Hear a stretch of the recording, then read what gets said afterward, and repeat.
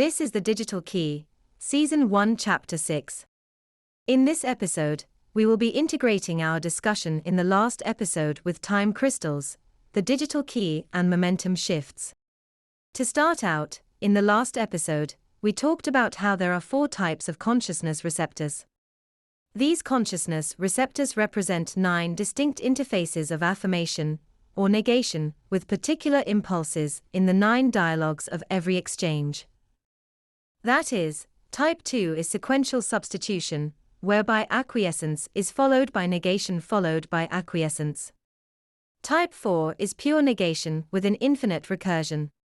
Now, we discussed how very much like time crystals, digital structures, in which there is an impulse substitution followed by reversion through hierarchical compulsion, sees symmetry breaking within the structure, and an actual shift in the timeline associated with that structure member.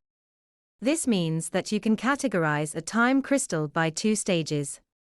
In the first, sequential substitution, a type 2 consciousness receptor, followed by type 4, hierarchical negation, followed by a phase flip in a bodily rhythm or cycle.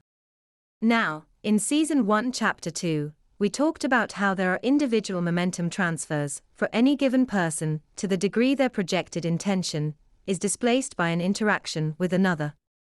But interactions need not be physical. In fact, all that is required to displace the projected intention of a subject is a competing prediction, or a confidence wager which is satisfied.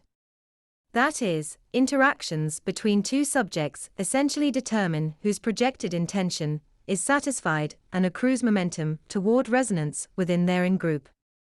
Momentum is thus indistinguishable from confidence about predictions. The accumulation of confidence with momentum toward resonance and emotional coupling coincides with some degree of confidence about projected intention. In a much earlier episode, we talked about automated dialectical degeneration, whereby an artifact of sublimation degenerates during a consensus shift in a return of the system to a baseline rate of change. This baseline rate of change is ultimately produced by nonlinear intersections, which bring a digital structure toward the end state of resonance, or emotional coupling. But these sequences of nonlinear intersections, the digital key, are more than just phase flips corresponding to impulses within that structure. By deciding what impulse is affirmed, they are predictions about the future action of the subject.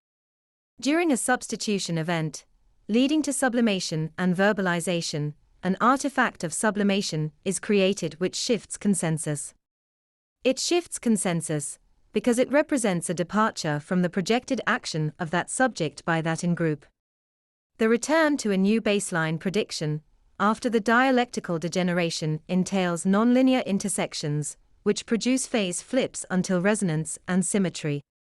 That resonance and symmetry represents a predictable pattern by virtue of the cycling of phase within that structure.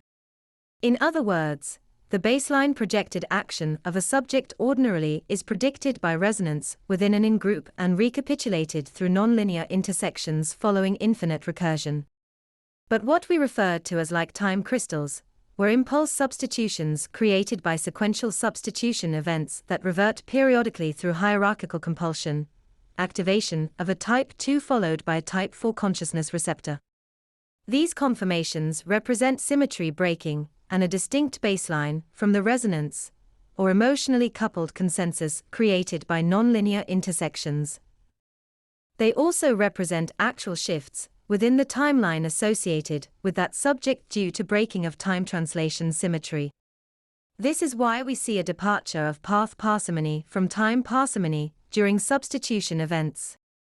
That's the end of the podcast for today.